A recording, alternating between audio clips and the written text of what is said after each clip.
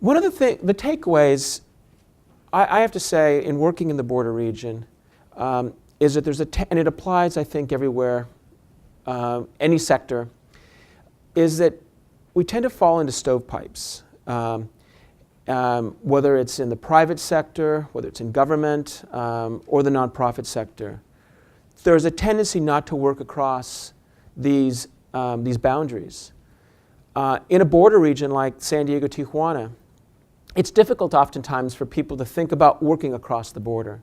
That's why so little charitable giving is occurring on a cross-border basis. Let's talk about some ways in which the corporate talent, corporate expertise can be more joined up with the social purpose of nonprofits. Oliver, you want to jump in? Yeah, it connects almost your last thought with this one. On top of having a lot of young people starting to do their own business, there are a lot of people in the baby boomer generation who consider retirement not an option. And many of them come from a corporate environment. And I would say this is a great opportunity to get back into the game. Some of these non-for-profits are started by young people. They have great ideas. Some of them are established. But what they all lack is some of the expertise that is available and just plain too expensive if you want to hire somebody at this level. So as a retirement option, which is good in many ways, good for Social Security maybe, but it might be a good idea to connect those retiring executives with social ventures. They have also a skill, like I said before, eat like a fly and the pooping of an elephant, to make a big impact. And right now, many of these social ventures, they create big impact, and nobody knows about that. And so that's one thing. You need to make sure that your ideas get out there and they stick with people, and they have compelling stories to that.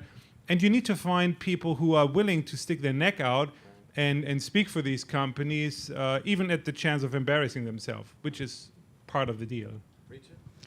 I think business schools play an incredibly important role in bringing the business and the not-for-profit sectors together. The project that I described in the villages in India was with a not-for-profit organization, and we're helping them get the word out and get known for what they do. So actually, there are some excellent models that are already out there of collaborations between the non-for-profit sector and firms or business organizations. I know there are some representatives here from the Environmental Defense Fund, and they present an excellent example of partnerships with corporations to achieve various sustainability goals. They do that in companies. They've done it with fisheries, coming up with new types of methods for more sustainable fishing, but also to improve the bottom line. So I think that there are some models out there to look to, and we just need to know better what those examples are so that we can propagate them. I'm going to offer one quick thought, and then we'll get two questions in, then we'll be done. I have a rule of thumb in my book that says you can't solve new problems with old categories. And one of the things I think we need to think about is whether the notion of business, government, and nonprofit is really a useful way to divvy up the world. It's a pretty abstract and old-fashioned way of inventing categories. But thank you very much. Thank you. I'll be here all week. Now, the truth of the matter is, if you look at the world through the point of view of the problem, rather than the category, the problem doesn't know whether it belongs to the nonprofit sector or not. It just knows it's a problem. So whose problem is really bad air in Hong Kong? Well, you could say it's the government's problem or a nonprofit's problem, but there are executives who refuse to be posted to Hong Kong because they don't want to breathe the bad air. So it's also a business problem. So this is a completely unuseful way of divvying up the world. And I would encourage, if you have a membership of people who think of themselves as either nonprofit or for-profit, that you convene a new conference to talk about how we need to recategorize the reality, because we no longer have reality that conforms to our old categories. How about problem creators and problem solvers? Which one are you, Oliver?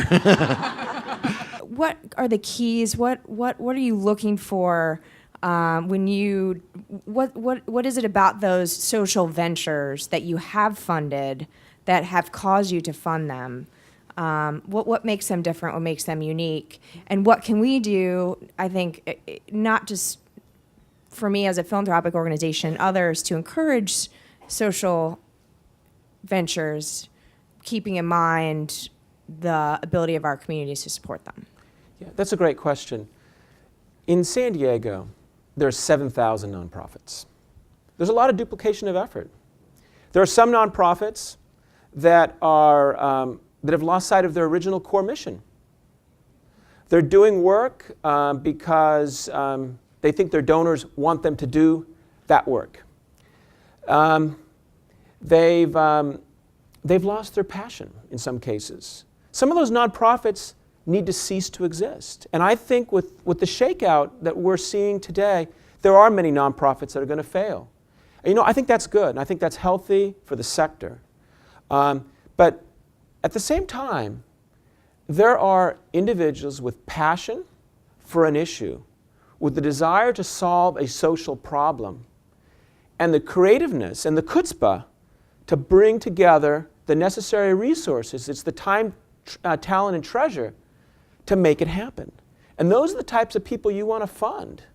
In some cases, you make bad bets. I've made a few of those. But sometimes you score real winners.